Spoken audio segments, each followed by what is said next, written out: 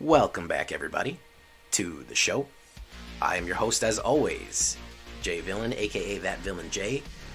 And tonight, with me, additionally, as always, is my co-host of the Black Council podcast, Numbskull, the numbest of skulls. There he is, guys.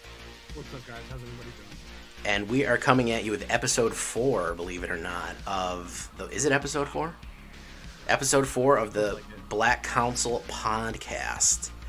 And, yeah, we were a bit wondering what to do with this one, and we finally settled on... We're going to talk a little anti-meta. I think people are a little stuck. There's a lot of black. It's the black takeover. Listen, I'm happy and sad at the same time. I'm glad that people are... Yeah, we asked for this. We knew it was coming. Anytime you're going to get a Phyrexian cycle in, you're going to have an Ascendant Black kind of... It's just always going to be a little bit better. And people are saying, what can I do? I can't rank. It's hard. I don't have the cards. What can I do? What can I do? So, yeah, so we're going to talk about the meta. We're going to talk about where we are, what has worked for us, our favorite decks, and probably our favorite sleeper cards, most effective anti-meta cards, and just cards we didn't think that are overperforming, and probably cards that we think are underperforming. I've got a few that I'm disappointed in the long term that I just feel like they haven't maybe given me the best return on all of that. So that's what we're going to be discussing today. Before we do that, we'd like to encourage you to head over to our Patreon, where the number on the council keeps growing. I believe we are up to 6 counselors now, 6 members of the council. So let's see here. Who do we have? Of course, we have Bloodchief, Paradabo, and we have Clever Sounds, and the page isn't loading. And of course, we have... Wow. I'll tell you what, Discord eats my internet. So, we have Bloodchief, Paradabo, Clever Sounds, Zvavritz, Dantec, and of course, Comeback Scumbag, also known as Scumbag Comeback. Either one. He said he's fine with either one. He can confirm that in the comments. You can call him either one. So, yeah, guys, join the council. We're waiting for you here. We want to hear from you. I think Scumbag and there was another one. Those are our new patrons.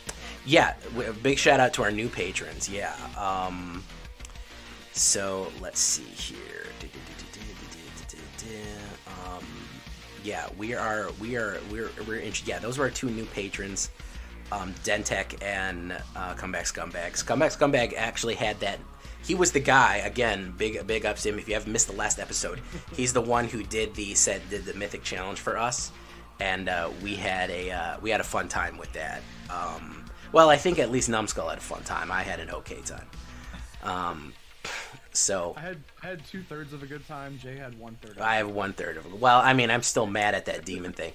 And you know, CGB just put out, like, he's like, oh, Grixis Demons is so good. This guy's amazing. Mm-hmm. I was like, I gotta watch this, man, because I could not figure out how to make this guy worth a damn, but whatever. So tonight we're gonna be talking a little anti-meta and how we got there. Skull, where are you at right now? What is the rank?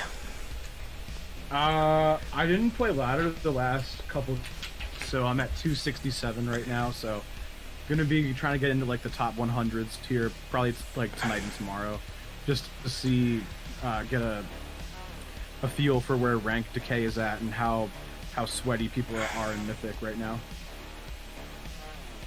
Yeah, I have found, I don't know, maybe this is a strange phenomenon, I had more trouble with Platinum than Diamond. I probably crushed Diamond 4 and 3 in like a day and spent a week on Platinum.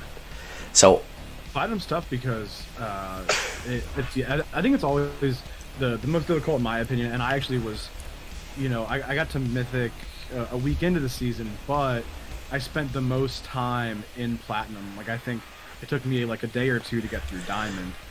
But Platinum is just always, there's so many different decks, it's just hard to it's harder for your deck to be prepared for everything that you're going to see in Platinum, because there are people who get to Platinum and that's all they care about. Mm-hmm. You know what I mean? Yeah.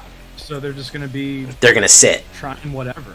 Yeah. You know? Yeah, they're going to sit there. Mm-hmm. They're going to say, oh, okay, I start in gold every season, and then I go to Platinum, and I kind of just try different stuff, and, you know, and then, I mean, it's nice because you're going to maybe see stuff you've never seen before, but it's also just makes it harder for you and I as people, you know, making our own decks to be prepared for what we're going to go up against. Yeah, I think that there's also, I don't know, I think maybe more people rest in Diamond. They're like, all right, I hit Diamond. It's early in the season. I'm not going to make an assault. You know, I'm not going to shoot for the top yet. I'm just going to chill here. I don't even want to worry about it.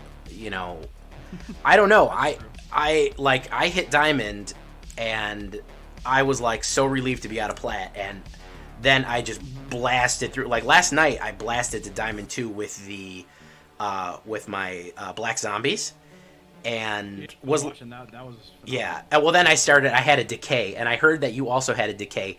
So I had lost I'd won 8 or 9 in a row, and then literally there wasn't I couldn't buy a win. Oh, okay. Yeah, my CRDV or whatever that crazy acronym that they use for your deck win rate absolutely went like, I guess the arena was like, bro, you can't be doing this to people, man. So I ended up losing. Yeah, they just put you up against like yeah, counter of your deck. Yeah. So, and that was the thing. I didn't draw anything. I didn't draw, you know, everybody had the perfect solution to everything I had. I said, well, as long as it doesn't have an immediate removal for this, I'll be fine.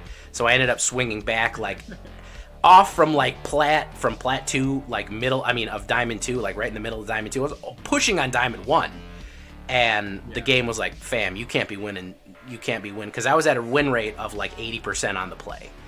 So it was like, bro, you need to pump the brakes on that right there. So I slid back right back to like right pre Diamond 3, and then got back to Diamond 2. So okay, that's good. So but either way, I mean this early in the month with 2 weeks left, I feel like I can crush 2 levels of Diamond. So I'll probably hit, I don't think I'm gonna ever number. I don't ever try to push the numbers. I'd like to hit like 95 or 96, and I'd be happy with that. So that's going to be my plan, maybe with Zombie Apocalypse. But the question is, again, what we're talking about today, thanks to our lovely Patreons, which you can become a part of by joining for as little as $1 an episode, and also having input on what we do next. And our current goal is we get to 10 patrons, we're going to open up a private Discord. So we have 6 right now.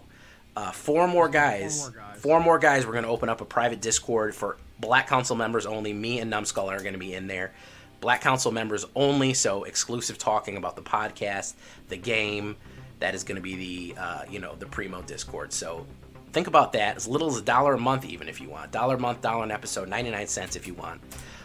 We can put that up there in case you're interested. But we're going to be talking about anti-meta, because I hear people frustrated. I hear them saying, hey, I'm stuck, I don't have the cards, I don't have the wilds, I don't have this, I don't have that, what can I do? You know, what can be done to fix this problem? What can I have?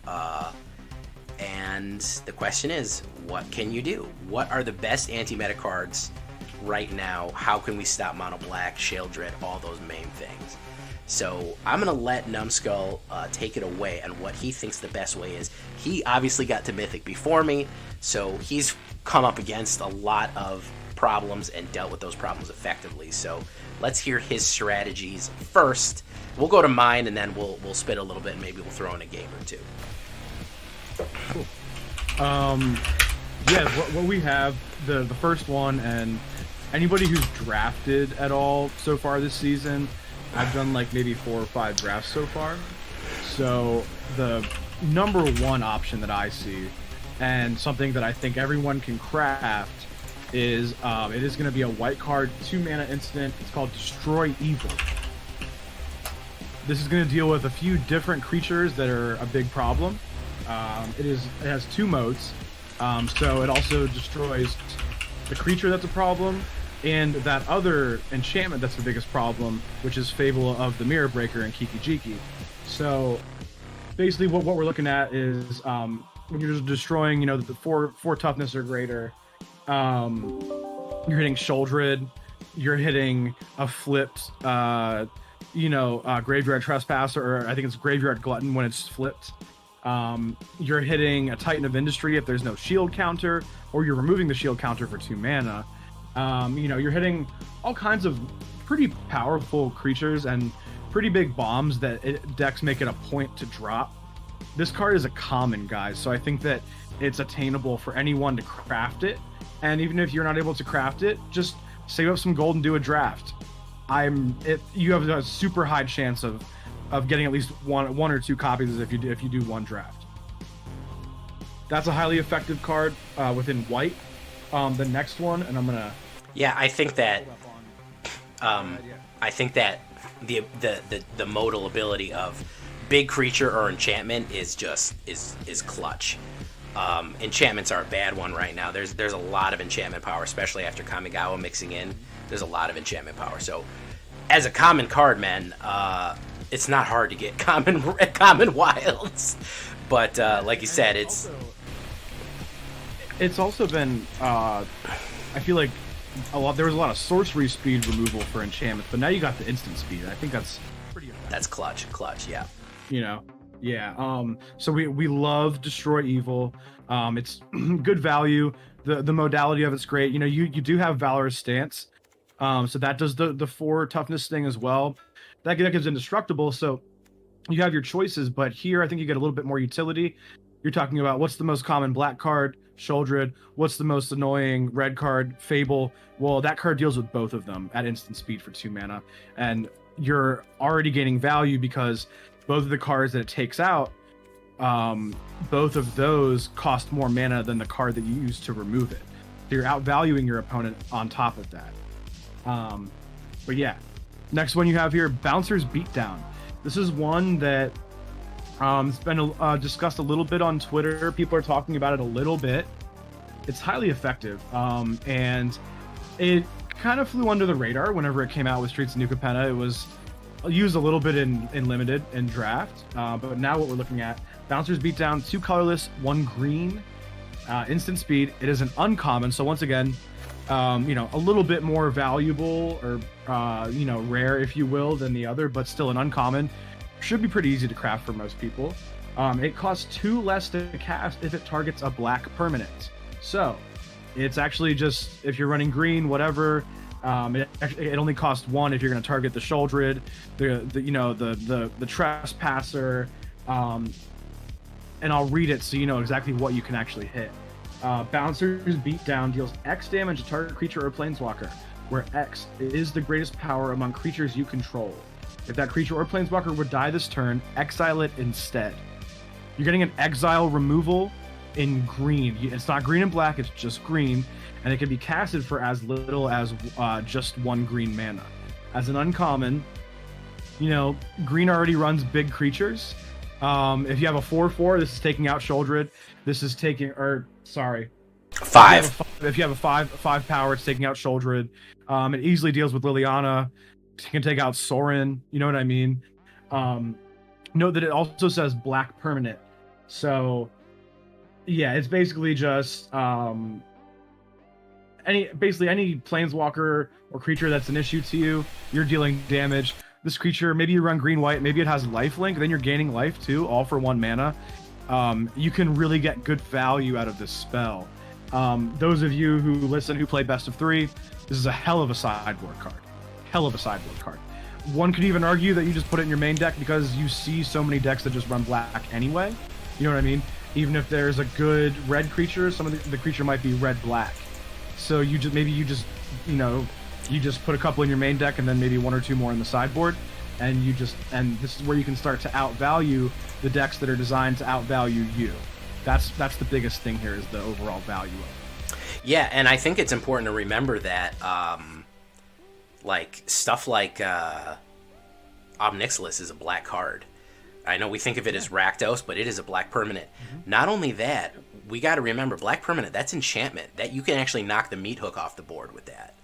If they have a meat hook down and they're gaining and losing on top of everything else, that'll knock them out. Looking at the AetherHub meta right now, it says best of one right now is 25% mono black, with Rakdos coming in at a 3%. So we're looking at probably 28% of some sort of black play, probably with a mixture of other things mixed in there. Probably more like 30. It's probably like 30% of the game right now.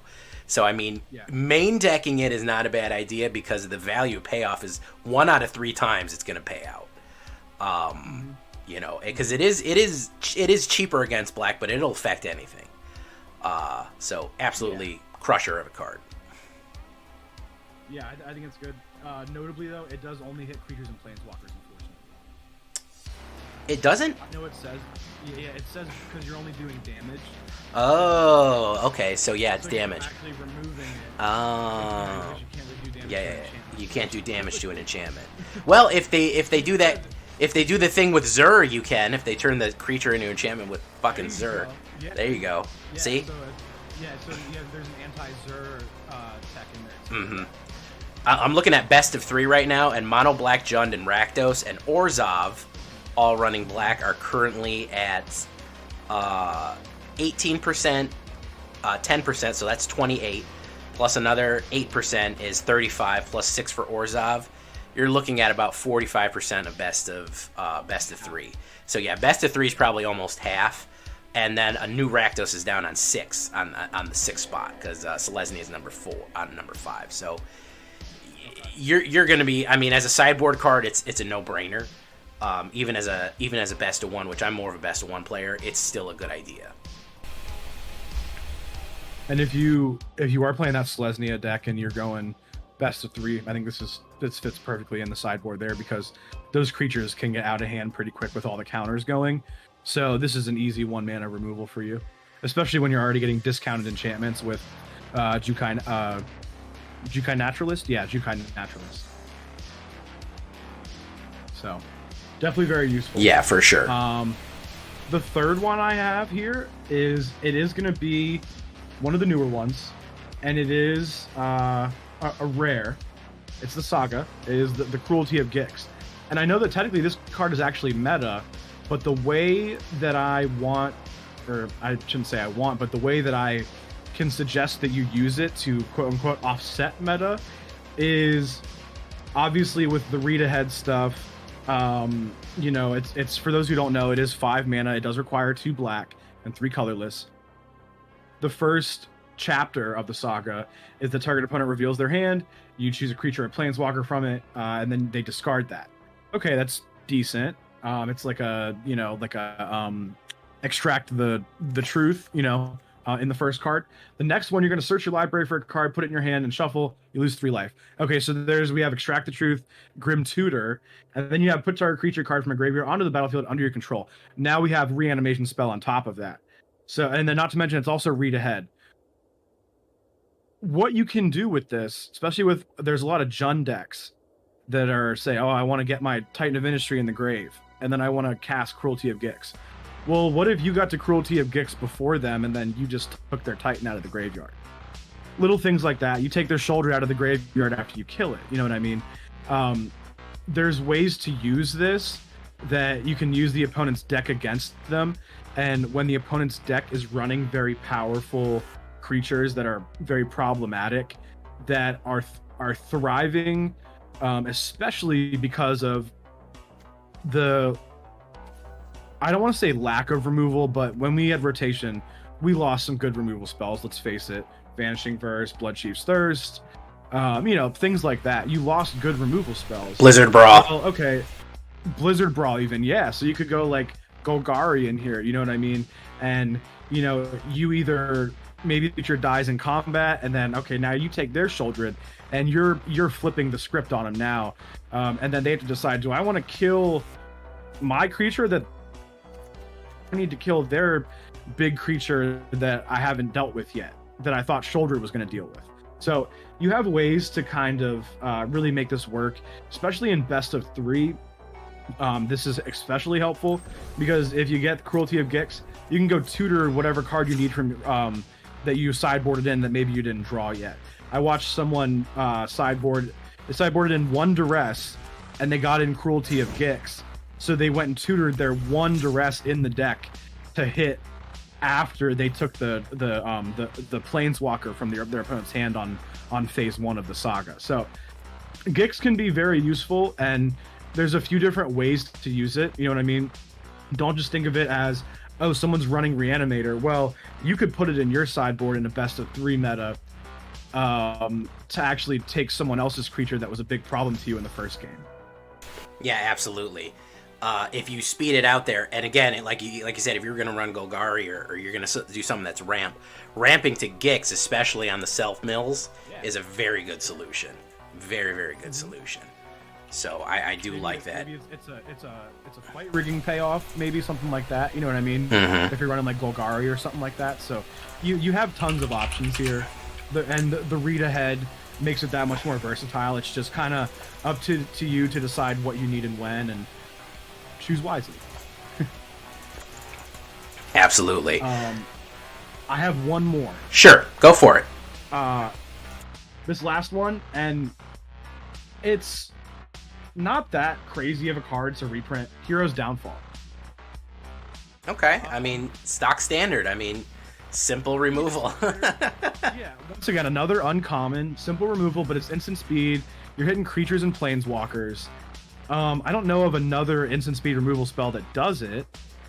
And I know Soul Transfer exiles, yes, but it's a sorcery. You know what I mean?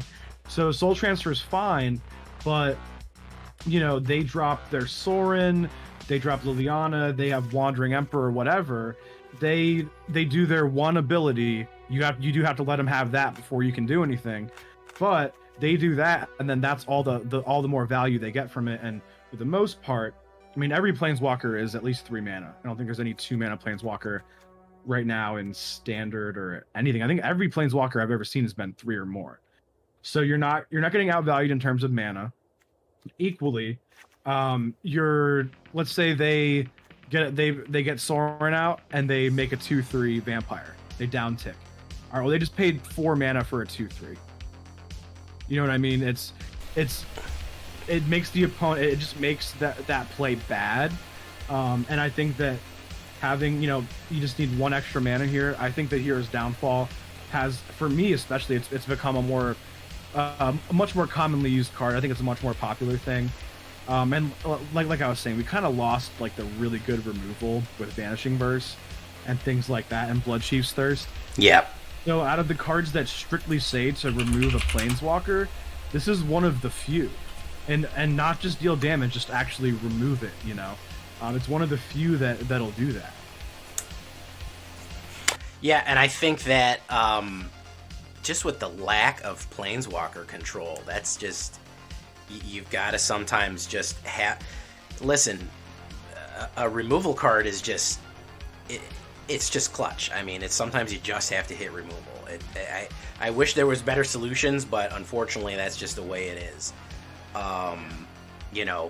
I think that probably the biggest problem, the biggest deficit is, all I can say is that I'm glad that Loth is gone, because you imagine if we had Sorin, Loth, and 2 Lilianas, like the black, just go 3, 4, 5, 6. The black Super Friends decks, I mean, would just it would be total darkness. I mean, talk about 50%, and we'd have like an 80% black, but because you'd have that step, you'd have 3, 4, 5, 6. Yeah, it would just be terrible. But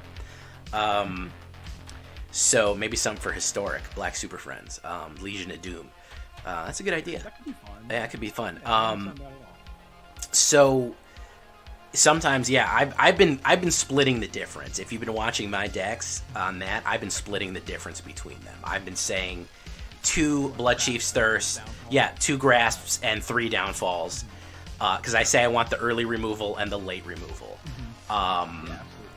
So because sometimes you've got to stop an aggro guy, and sometimes you got to stop a, Esper control guy or something like that. So it's just, you've got to start thinking more of these Planeswalkers, because, it's really it is problematic.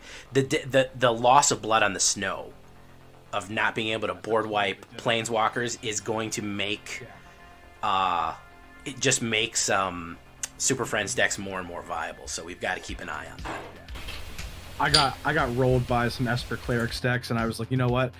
I think Hero's Downfall is just necessary in my decks that run black at this point. It's just, you just kind of have to do it. You know what I mean? If you want to have a chance, because I mean, there is Burn Down the House, but that feels really bad if it gets countered. You know what I mean? And not to mention it's 5 mana getting countered as opposed to 3 mana getting countered. Oh, that's a little better, you know, or I should say not as bad. Yeah. So, you know, you I guess, and even then it's 5 damage to all of them. It doesn't guarantee that it actually destroys all of them. So yeah, it is difficult. My biggest thing with realizing I needed this also outside of the Esper stuff, well, the Esper Super Friends, is just those Esper decks in Alchemy that run Tasha. Yeah. It's so hard to kill Tasha with your creatures because she makes all of them weaker whenever they attack. So I was like, you know what, if I can just avoid that and not even have to swing and just take her out, I'd much prefer it, especially if I can do it at instant speed. So I started running Hero's Downfall and the Alchemy mono black as well as my standard mono black decks. Good idea. It fits in Rakdos too. If yeah. you run Rakdos or Jav, it fits. Anything where you run black, splash whatever, or run a color, splash black, you can typically make it fit. It is 2 black, so probably have to have a little bit more of a black devotion, but it's doable, and I think it's worth it. Yeah, I feel like with Rakdos has so much treasure generation right now. You can get away with heavy black.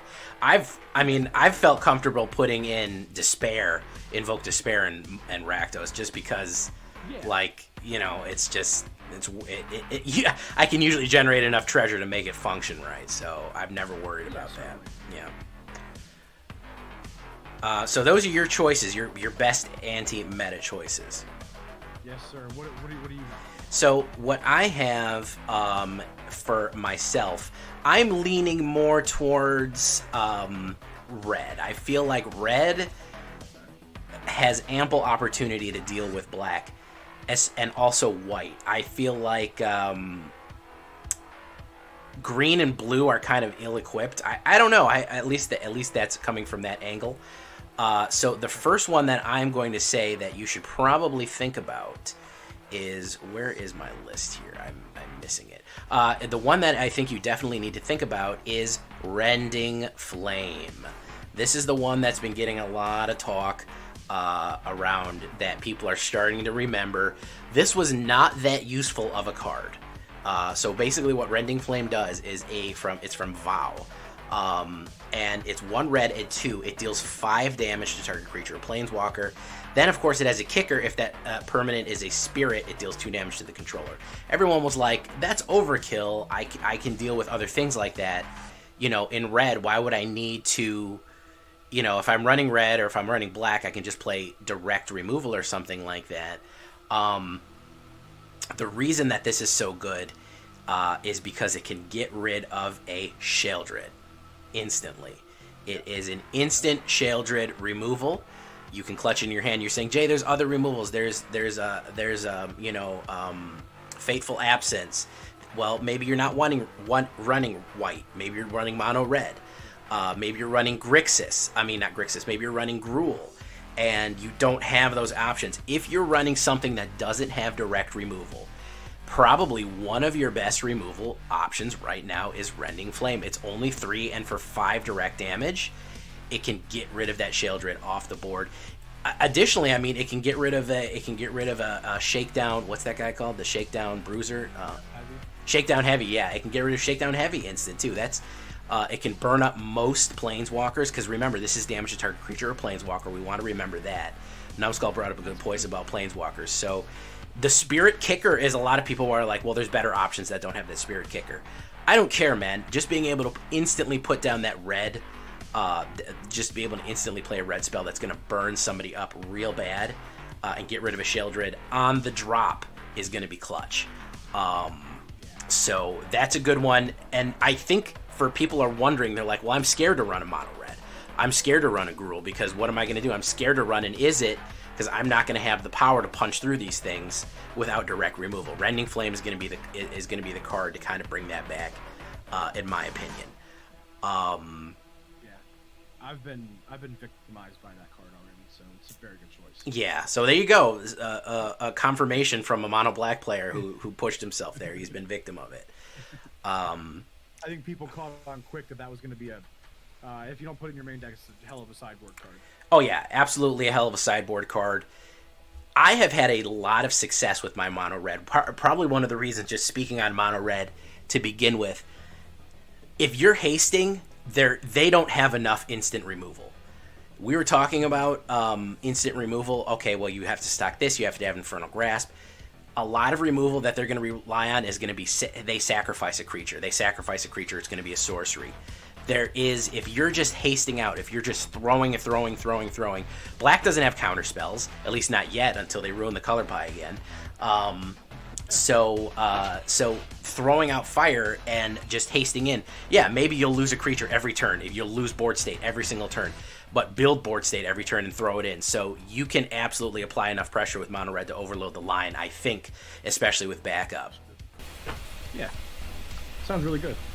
Yeah. I think it's the fact. I think the biggest thing here that we want to think about is instant speed.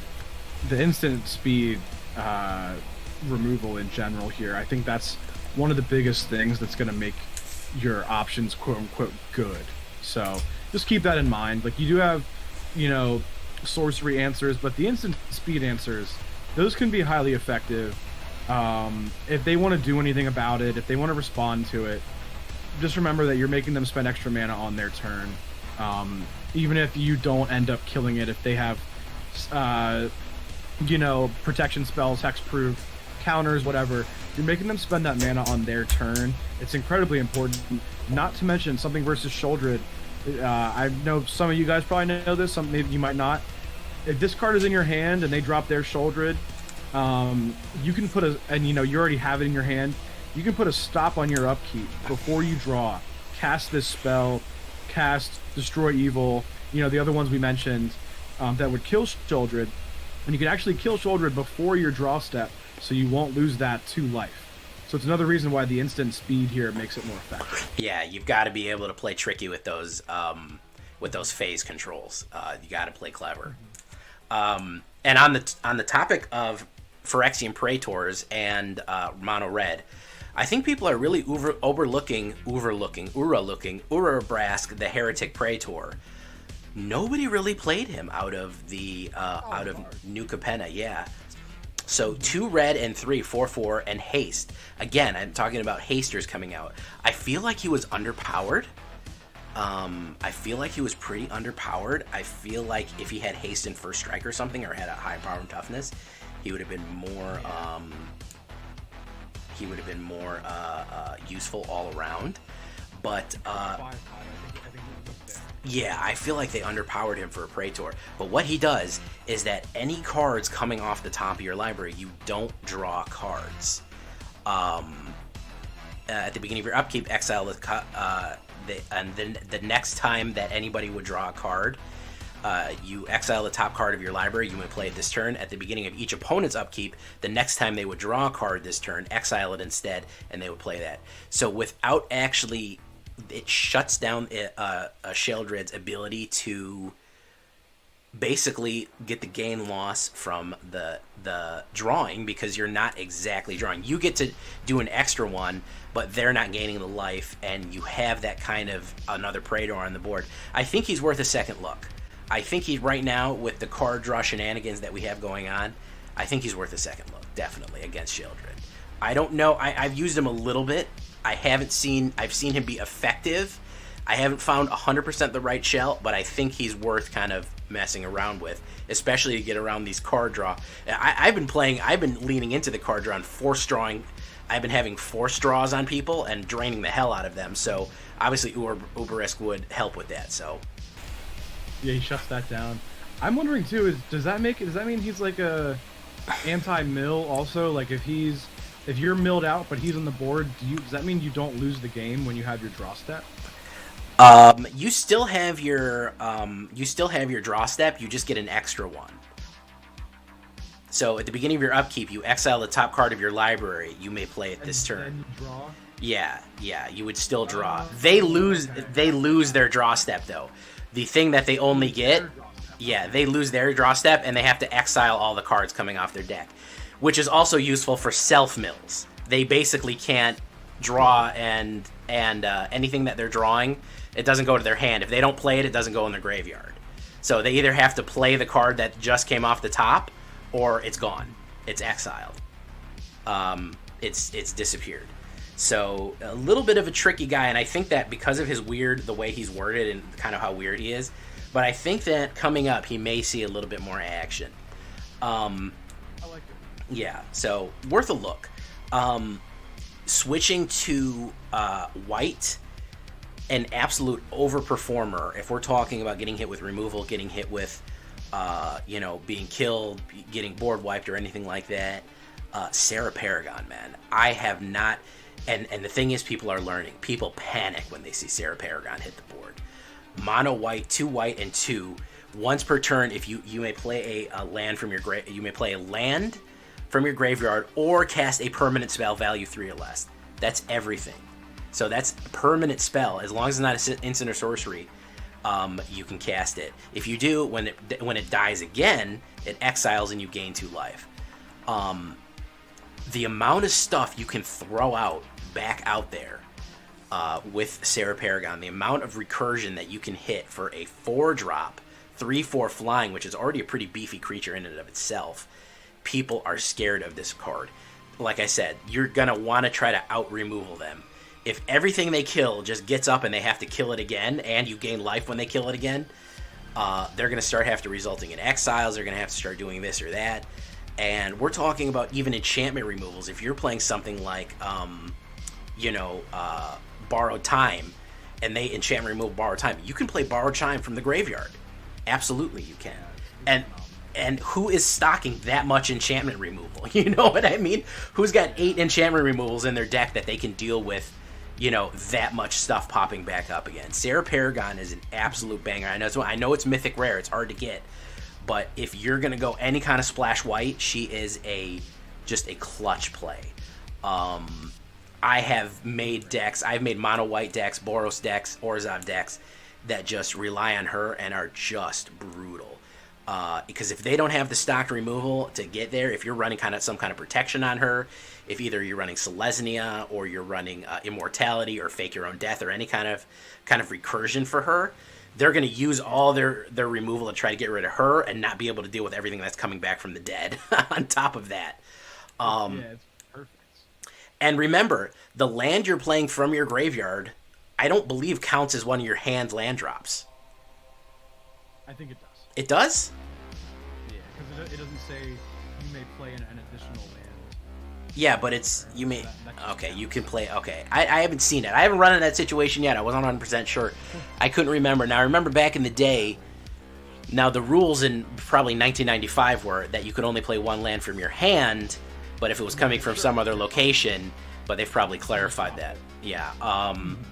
So I think people started to abuse it, so they I'm sure they modified it. But hey, do something, build a Selesnya Angels and get something like and get something that lets you play 2 lands a turn. Boom. And I was thinking that Cabaretti land, like those family lands, if you will. Oh yeah. Those are perfect. You drop it, and you gain a life, and then you sacrifice it, which means it exiles. So then you gain 2 more life. So you gain 3 life just by playing a land. Yeah, you basically, and you get a tapped land on the board, basically. So yeah, and of course you're getting either a green, red, or white, or whatever colors you need. You know what I mean? You're getting what you need. It's important. Also, Extraction Specialist with Sarah Paragon's phenomenal. Yeah, that's a pretty good combo. I'm looking at something like that. Extraction Specialist is very good. And probably one of the last ones that I think is probably going to be key is going to be a card that I've really liked, and I'm finally seeing people play it again in white. Boon of Safety, man. The instant put a shield counter on somebody. Just it's a common, man. Like Destroy Evil, you know what I'm saying? It's a common. Scry for 1 and put a counter, so you're going to be able to choose your next card, and you're basically immune to 1 removal. Like, that's amazing. That is unbelievably good. 2 things for 1 mana at instant speed, and the fact that they waste their removal on crushing a shield counter, or they say, well, I'm just gonna block and we'll both trade lives or something like that. You know, he'll lose his and I'll lose mine. Well, boom, shield. That is so useful. And honestly, to be perfectly honest, I have run into so many people who have no freaking idea how shield counters work, that I've gotten away with so much shenanigans because they're not reading cards. They're like under the radar as like an overall mechanic. As an overall mechanic, and I've really been banging the drum about Boon of Safety since New Capenna, and it kind of, nobody really used it as a common card. There was basically 1 common card for 1 mana in New Capenna for every color that was solid. And Boon of Safety was that one for me. You had like Treasure Hound and some other stuff like that. But that ability to get that Boon of Safety out is just clutch to keep that. And I have had, especially on something like, you're talking about trading mana value, you know, where it's whether or not it's worth it to kind of exchange. I love playing Boon of Safety against a Infernal Grasp, because they've essentially paid 2 mana and lost 2 life to do nothing for my 1 mana. Exactly. To your 1, yeah. To my 1 mana. So yeah, exactly. I get to scry, nothing happened, and they lost 2 life and 2 mana. That can add up at the end when how many games have I got there? But like, well, they have 2 mana left. Well, if they would have cast and been ineffective, and it also just makes them hesitate. How many more does he have? Does he got another one? Should I play Rending Removals? Should I be more strategic? So very, very useful card. So that's why my ideas are kind of red and white. I think we all remember Boros used to be top meta for a long time. Boros aggro was, and then, man, that fell all the way off, huh? That fell all the way into the basement.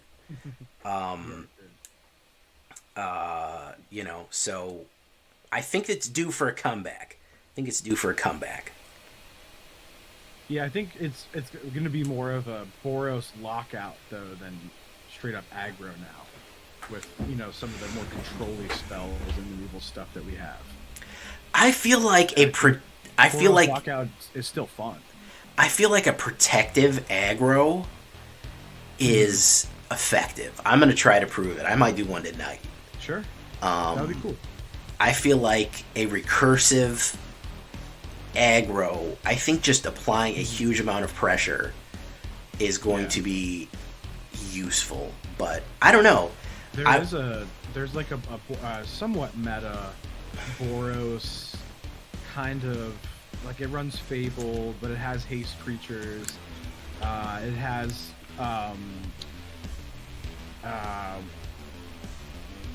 Emperor, you know, it has things like that. It has like all the good stuff. It's a little more mid-rangey, but it has plenty of creatures that are effective. It has like Anointed Peacekeeper, and then it has Invoke Justice. So you're doing all kinds of stuff. Oh, okay. You know, but that in a way is kind of has protection because you're reanimating. You know what I mean? Things like that. So okay, that one's there's a somewhat meta version of that as well. Yeah. So hopefully we've given you some ideas and some kind of sleeper cards. I want to hear from Numbskull on first. What card do you feel has grossly underperformed that you were excited about and you're like, man, this, I barely use it anymore, or I haven't seen some practical applications of this one overall. Like, there's just not. It looked good, but in the payoff, it's been bad. What are you feeling about that? So I will say that, and I've used this card. But I think it's just that, and I don't want to say that it's straight up bad or underperforming, but it's not being utilized as much as I thought it would, and it's not seeing as much play. And I think in some instances there are just better options for the mana value, and that one is Braids. I like Braids overall as a card. I think it just fits a very particular archetype. Has to be like a sacrifice deck. Rakdos Sacrifice creature base is probably your best option for it. But I think what it comes down to for what Braids does is that because of the way the meta is right now, Graveyard Trespasser is just a better 3-drop, has less of a mana restriction, and overall gets you more value because it's harder to remove. And right now the meta is a value fest. Who's getting more value, that's the one who typically wins. So because of that, unfortunately, Braids isn't doing as well as I thought she would. Still a fun card, still nice in the Rakdos Sacrifice decks, but Graveyard Trespasser is just more often than not a better option, unfortunately. Yeah. Although I still think Braids is good, and in no way do I really think Braids is bad. It's just that for 3 mana in a lot of decks, more often than not, Trespasser is better. Or if you do run red, you still might want to play Fable before you play Braids. Even if you're running Rakdos, you might still just want Kiki Jiki out there before you want Braids out there. So it just feels like a lot of options that would include her in the deck. There are 3-drops in multiple colors that are better, you know. So unfortunately, Braids isn't seeing as much play as I would like to have seen. Can you still make a deck that makes Braids very effective and is highly functional? Absolutely. It's just didn't pan out the way I thought it would, unfortunately. I had been thinking the same thing about Braids. I was real excited. I was playing at first, and I was like, that 3 slot could be doing a lot better. If I'm already running Invoke Despair, I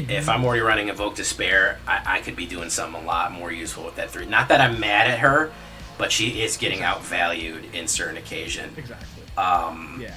And that is unfortunate because I really do like her. So that it's a bit of a sad situation with that one, but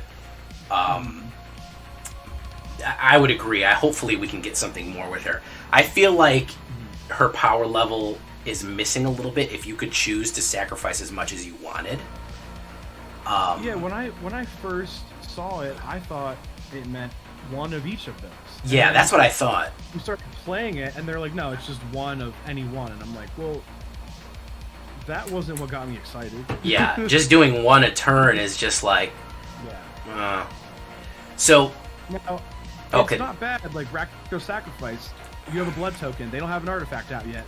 It's almost a guaranteed 2 life and draw a card. It's not bad. It's just not as good as we thought it was going to be, on our first impression. Yeah, especially if you only have creatures and they're running something like a zombie or a token stack or like an anvil, and they're like, and they have stuff to sacrifice, and they're like, I don't care, I'll sacrifice stuff for days, you know.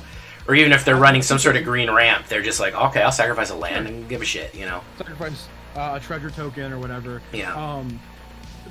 And that's another issue. Is it's another product of what the meta is. Yeah. And the meta, as I always say, is playing to the board. So people are just gonna have things on the board, so they're gonna have things to sacrifice.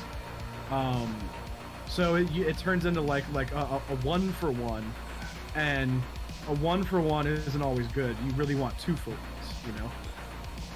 Yeah. So I have a controversial disappointment card. I think that Weatherlight Completed is not that good. Every time I get... Similar to Braids. Value. Every time I get him out, or it out, or whatever it is, I have to sacrifice just to get him activated. 4 of my creatures have to die. And 4 does seem like a lot. 4 has to die, and to get 4 in a turn, like, unless you're meat hooking or self-sacrificing, or I mean, and then every single time, as soon as I hit the air, the AA guns go off, and he's down. He's on the ground. I don't think I've ever pretty quick, and it's a 5/5 flying, and it's like, bro, for a 5/5 flying, I'd rather be running something else. Like, I could just get a different 5/5 flying. I realize it's only a 2, but it's not like I can crew it beforehand and swing in like a Reckoner Bankbuster. Like, you compare like Reckoner Bankbuster or Weatherlight, which one would you rather have on the board? Like, it's Bankbuster. That was my first impression. Yeah. When you said that, I was like, Bankbuster is just better. Bankbuster is a freaking 4/4 that you can crew for 3, and you can remove stuff and draw cards off it. Weatherlight just has to sit there and basically look at you funny. And yeah, okay, if you lose 7 creatures, you get to scry and draw cards. But who's gonna let that flyer stay on the board that long? In the current meta, again, it's a meta suffering type of situation. Probably in draft it's good, but in standard, even in best of 3, he's just underperforming. I really should be saying she because it's a ship, like Weatherlight is just, and I know that was one of your most anticipated, but man, I've tried playing it a bunch of times, and I'm always like, it's always my rule is whenever I'm not excited to see a card, it's got to go out of the deck. Every time I drew it, I was like, there's something better I could be drawing right now. There's something better I could be. I'm wasting a turn drawing 2 on this so I can. If you get him early in the game, but what about turn 9 when I put him out there and it's like, all right, now what? Now I got to wait for 4 creatures to die. You know what I mean? Weatherlight empty board feels really bad. Yeah, and it's like, all right, well. Buster. Yeah. Okay, I got to play it. I get something on the board. I get to redraw immediately. I can redraw immediately. Exactly. A little better. If I get something out, if I get something like a underdog out, I can immediately crew it. I only need a 3 to crew it. So it's like, man, when you talk about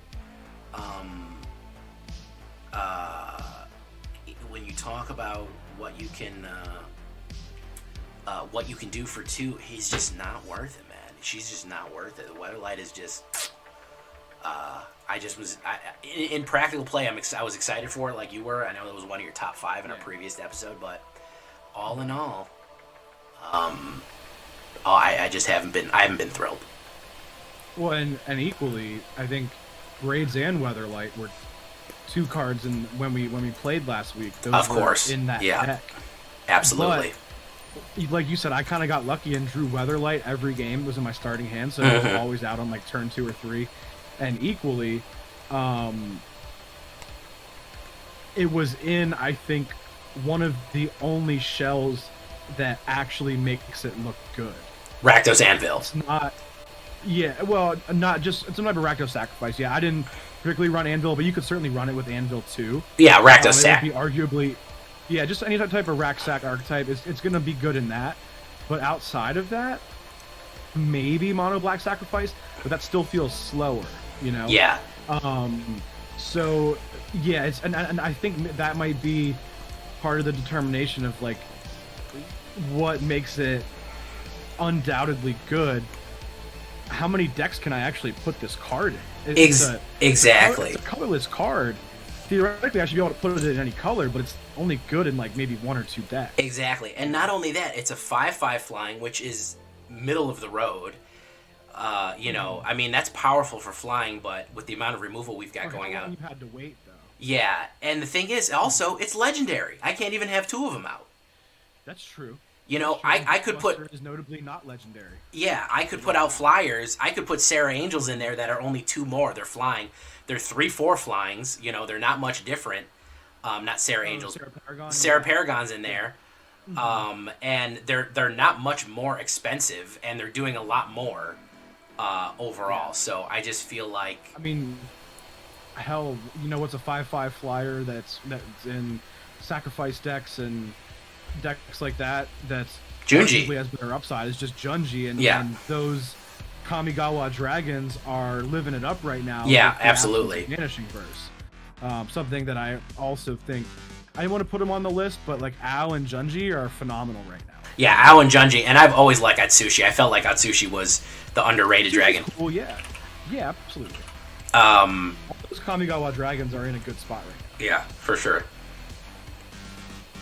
Did you have any other cards you thought were underperforming, or did you just pick like the biggest one? Or? You know, I haven't used Anjani Completed. Okay. I haven't really I haven't really seen it much. I haven't seen it much, so that one just kind of, I think, went over with kind of a whimper. Yeah. I know that people said it was really good in limited. I do know that. But it's kind of like any planeswalker's good in limited, because most likely your opponent won't have one. You know what I mean? Yeah. I mean, the ability to do poison tokens... Mm-hmm. When somebody knows poison tokens are coming that far out, they're just going to target it, you know? Well, it was the same reason Finn wasn't really that good. Yeah. Was because it's a 1/3, it's 2 mana. You instantly let people know that this is what you're doing. It's like, okay, I just need to remove Finn, and then I win this game, basically. Mm-hmm. You know? So, it kind of turns into that, like, one-trick pony. And if you lose your trick, then you just lose, and ends up feeling bad, definitely. I had another, and it is another planeswalker, and I don't want to say that she's bad at all. Again, kind of like Braids, but underperforming a little bit. And the reason I say it is because although you do typically want to have her in almost every black deck, she's not good in every matchup, and that's Liliana. Ooh, very controversial, spicy take. Yeah. Controversial. Now, do I still have her in my decks? Yes. Do I sideboard her out a lot? Absolutely. Because there are just some decks where it's not that good to have her on turn 3. It turns into sometimes Trespasser is just better on turn 3. Yeah. Yeah, it is. In Alchemy, sometimes a Sanguine Brushstroke is just better on turn 3. Absolutely. Because it's 3 permanents. Yeah. You know what I mean? It's just strictly better. Mm-hmm. Now, have I drawn her off the top when opponent only had a Shouldered out and I really needed to remove the Shouldered? Absolutely. Have I used it to deal with like a Rafine or something I really needed to deal with? Absolutely. She has her place, but it just felt like the way the meta is right now, and especially with how many mono black mirrors there are, that 1-for-1 discard with Liliana, I don't think it's that good. You know what I mean? Yeah, unless you're running maybe some self-mill or something like that. Unless you have a contingency plan for that, it's going to be not great. It's just how many mirrors you see, each player discards a card, whatever. Because my whole thing is, and a lot of them, it's just, if I can maintain that card advantage, it's good. If I just make you flat out discard a card, then that's fine. But when we both have to discard one, it's felt like not as good. And in some cases with these reanimator decks, you want me to discard my Titan of Industry that I want to reanimate next turn? Yeah, don't mind if I do. You know what I mean? Yeah, so you're feeding into some stuff occasionally. Yeah, so that's why I say there's these matchups where she's not as effective as I expected her to be, but there are times where she's legit won me the game. So it's like, I think with her, and that's why I like her in best of 3, I board her out when as needed, you know? But there are a lot of instances where she's not as effective as I would have liked her to be. Like, I'll have someone who drops Liliana on turn 3, and they make me discard. I'll actually discard my Liliana because I realize that I'm like kind of in the mirror. And I'm like, well, I would rather just play a creature that's going to kill her as opposed to getting my own, and then we just play this discard back and forth and hope that we top deck gas, you know? Yeah. Because that's not the kind of Magic I like to play anyways. Like the top deck battle, it's just, it's you know what I mean? It's you're banking on getting lucky. I'd like to leave it up to me outplaying you rather than me getting luckier than you. Yeah. So, like I said, still like Liliana, still like Braids, but it's just it turns into they're not good in every matchup. Now, Liliana's not as bad as Braids because she fits into a lot of decks. Like anything that runs black, almost she seems decent, but there are so many matchups where she's not that great, unfortunately. For me, in my personal experience. Yeah, I've had that problem too, where she ends up being a dupe. She just is like, I'm like, you know, this is not what I need. Especially with her doing the -2, she's so vulnerable next round with one. At one loyalty. Yeah. At one loyalty, she's gonna eat it, you know, and you know she's it's too easy. You know she's just man, Lily's gonna eat it. Yeah, and then this is where it turns into, for me, it's almost like, all right, well then for that 3 mana, Hero's Downfall was just better. Yeah. Because then I got to freaking choose which one instead of letting them choose. Like, but then there's situations where the creature might have ward, or the creature might have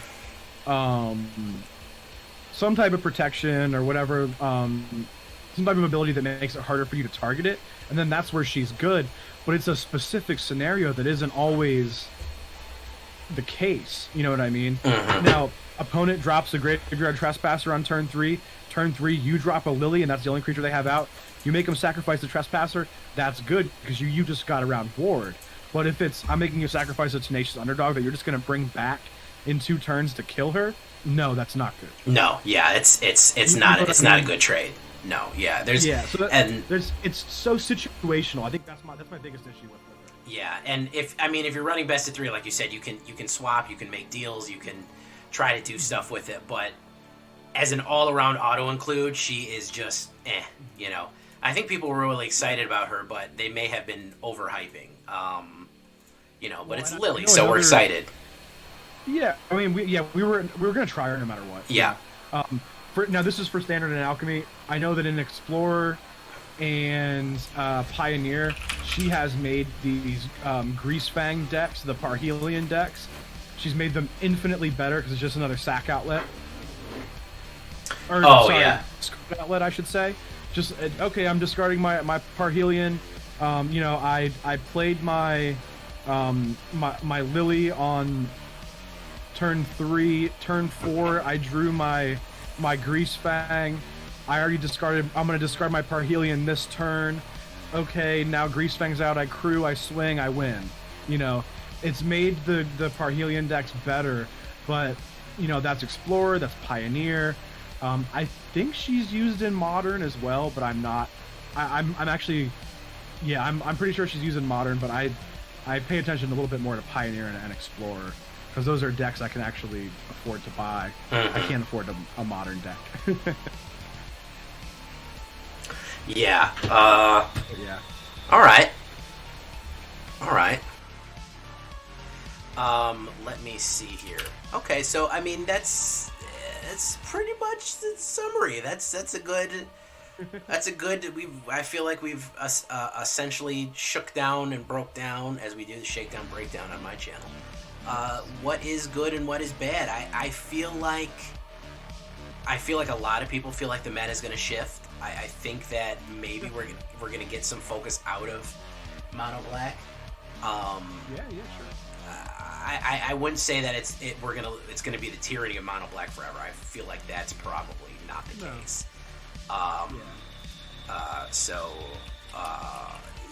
You know, what were you saying? Something else I think on that too is, you know, we're talking about how good these Kamigawa dragons are now. Or Ao and Junji, Atsushi, those guys.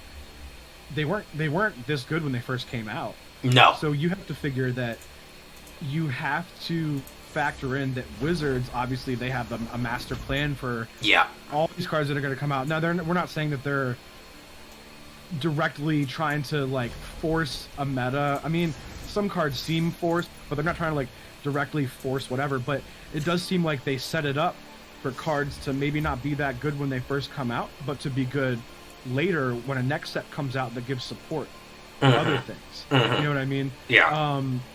Mono black is better now because of Sholdred, this and that, no Vanishing Verse. The dragons are better now. You know what I mean? Just little things like that. You know, Kamigawa was 2 sets ago, and now we're just now talking about these dragons being powerhouses. We had to wait, what was that, 7 months for them to be this effective. Oh yeah, absolutely. So we don't want to. I mean, maybe Braids gets really good. Maybe what was your disappointment? Weatherlight. Maybe Weatherlight gets really good. Maybe Liliana gets better somehow. Maybe there's a, you know, maybe like they bring back Madness next set. Yeah, I mean, we could have something like good, you know. We could have something crazy like what do they call that thing? That's we could have some sort of insane breeding pit type situation where it's like whenever you sacrifice a creature, it counts as 2 sacrificed creature. You know, you never know. You know, or whenever you sacrifice a creature, automatically create a 1/1 Phyrexian. You know, so there's, and then all of a sudden, sacrificing creatures is like, oh my god, the value of this is, as out of the world, and I want to make because the next one is Brothers War. We know there's probably going to be sleeper agents.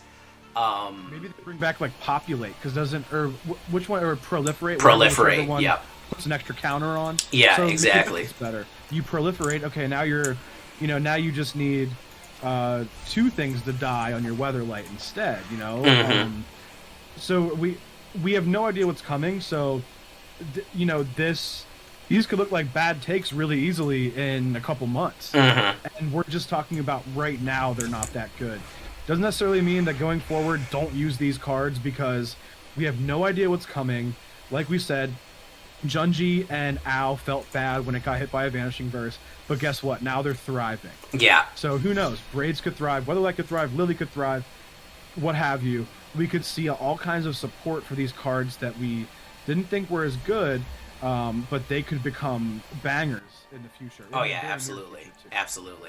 And I feel like the limitations of instant exile have certainly improved the prospects of a lot of cards. I'm never a fan of instant exile. I always felt like exile should be more special than a kill card. Oh yeah, like burst and like baleful mastery, things like yeah, that. Like those just felt like, man, that is just absolute power there, man. You just discouraging me from like playing big creatures, because it's too easy. It's too easy. Exile should be way more. I mean, you're talking about an instant. It's like better than. It can't be it can't be multicolored. It has to be monocolored. Like, okay, most cards in the game are monocolored. Like, I never felt like that was a detriment. Like. I mean, there were some things that were really good to counterattack against it, but it's what I would say 2/3 or 3/4 of the cards that are that good are going to be a single color. Yeah. So Verse, I mean, it had so many targets that were good enough that it made it arguably the best removal in the game at 2 mana. Absolutely. So yeah, so just little things like that. Maybe we see better removal coming up. Maybe we see, maybe we see things like I know there's like Lithoform Engine, little things like that. Those triggered abilities. Maybe we see like a copied triggered ability. So we're putting more counters on the Weatherlight. We're doing that would actually trigger Braids again too. Yeah. I don't know if you remember it. Super old card, Strionic Resonator. I do remember that. Yeah. And that's just specifically 2 mana, tap it, copy a triggered ability. I paid 2 extra mana to be able to to do 2 things with Braids instead of 1. Sure, why not? Exactly. Yeah, it's something like that. Lithoform wasn't bad, but it was expensive, so of course. It wasn't used. You know what I mean? Of course. You could do more with it, but it's 4 mana. I think that's just too much. Whereas a 2 mana Strionic Resonator, some type of effect like that, and with the power creep they've had, it could maybe it even cost less now. Well, like I said, I mean, even any kind of situation where you have additional bonuses on sacrifice, whenever you sacrifice a creature, any of that stuff. you gain 2 life, or your opponent loses a life. Any kind of effect to enhance what you're already gonna get is gonna be just amazing, and it could switch. So I think people are gonna find alternate uses for cards. I think that it is a fun time to jump in right now, and I think that I'm kind of interested to see the alchemy. I hope that they do an alchemy for this set and they don't cancel alchemy altogether. That would be cool. I was wondering. Well, I know that we're getting. Do we know when that Lord of the Rings alchemy? That's not till next year. Next year. Yeah. Okay. That's gonna come at the same time that like the Baldur's Gate did. Okay, so like June or something like that. Yeah. Okay. Well, I guess and maybe maybe they do it. They might do it like next month, honestly. Because they might do it in October. Yeah. If you're gonna drop Brothers War in November, you don't want to drop Brothers War and an alchemy set in the same month because nobody's gonna buy the alchemy set. So you want to buy it in that. You want to drop it in that like off month. I think that's how I would do it. But yeah. Maybe early mid-October we get an alchemy, an alchemy Dominaria set. That could be highly effective. Maybe they give you an alchemy Teferi Planeswalker. Oh my God, Teferi, who slows the game? Yeah. Who slows the game? Oh God. I don't know. I feel like it's the last thing these Esper and Azorius decks need in alchemy, but maybe that's where they actually bring in Teferi and Dominaria. Who knows? It's true. I mean, Brothers War. I feel like Brothers War is going to be a lot. We're probably going to see the Thran. We're probably going to see a lot of artifacts.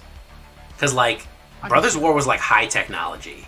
I don't know if you know a lot about the old series. Like Urza and fucking all them people, when they went to go fight Phyrexia, they had like on mech suits. It was crazy. It was a weird time. I guess I could see like maybe some vehicles coming back, and then like maybe like more equipments, because we lost a lot with like Kaldheim and stuff like that. You know what I mean? Yeah. So who knows? Yeah, we'll see. It'll be interesting. And you guys in the comments, tell us what you think is going to happen in Brothers War. Tell us what you think. Yeah. What you think your most underperforming card is. Your what do you use to counter the meta? Or do you think our options were good?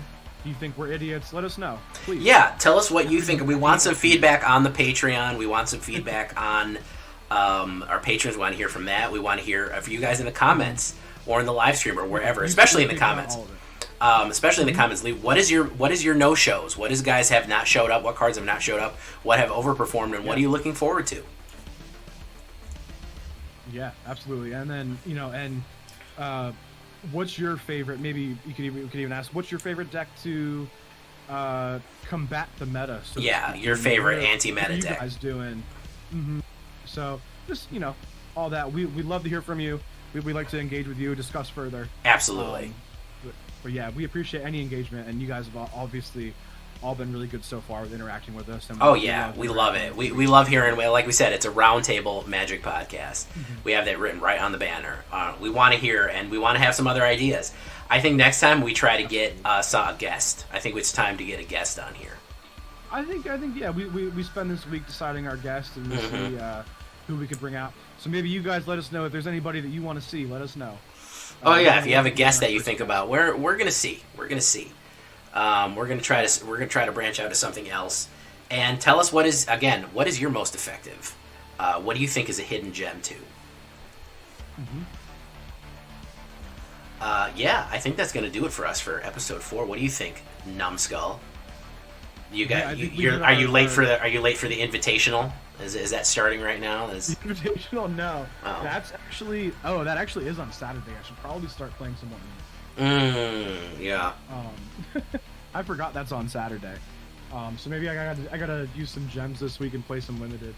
But yeah, it's gonna be an interesting one. I mean, it's sealed again. I'm not as good of a drafter, so I know I hate that they do that. But either way, if you want to check them out, absolutely go check out Numbskull's twitch.tv/num_skull_. Make sure you get the 2 underscores. Of course, I'm at twitch.tv/thatvillainej. Check us out both. If you check out mine, I'm pretty much always 90% of the time going to be raiding right into him at 1 a.m. So you've got a whole block of Magic the Gathering content and that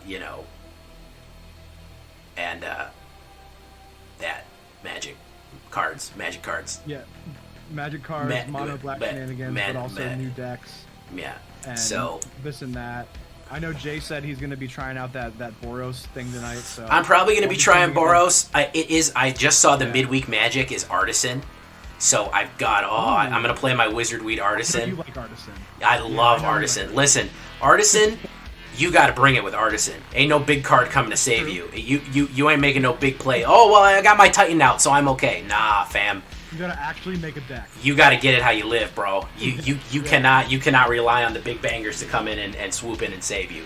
So that's what I love about Artisan. By the way, it's Alchemy Artisan. Ooh, okay, a little different, but interesting. We'll see. Yeah, there's actually some really powerful alchemy uncommons too. Oh yeah, there is. Yeah, you could probably make something pretty cool. Yeah, and honestly, guys. Again, you could play a standard deck. It doesn't have to have alchemy cards. You still get the rewards. True. You still get the rewards, still means guys. You can play standard. Yep. It still means you can play standard. Don't skip out on your free rares and. Yeah, don't just because you're mad at alchemy. Don't do it. That's why I always say you could add 1 alchemy card to improve a deck and go play in the alchemy queue, and that's it. It doesn't check to see if you have an alchemy card. You know, if you're tired of Standard, try playing the Alchemy queue. Yeah, you might not have any Alchemy cards, but at least you're getting different matchups. You know, there's that. And a lot of those quote-unquote rebalanced cards from Standard that were in Alchemy, a lot of those rotated out, like your All Runs and your Gold Span and your Chariot. Oh, yeah. Those are out anyway, so, like, you're pretty much free range on Standard right now. Oh, yeah, absolutely. Get it in while you can before they rebalance again, because it's probably coming. It's probably coming, yeah. Next month when they release new cards, we'll get a rebalance. So keep an eye out for that. I've been Jay Villain, and you guys have been great. And, of course, with me, as always, Numbskull. I've been Numbskull, and we thank you guys so much for all your support, and we look forward to hearing from you. At the very least, we'll see you next week. Absolutely. We call this session of the council to close. Goodbye, everybody.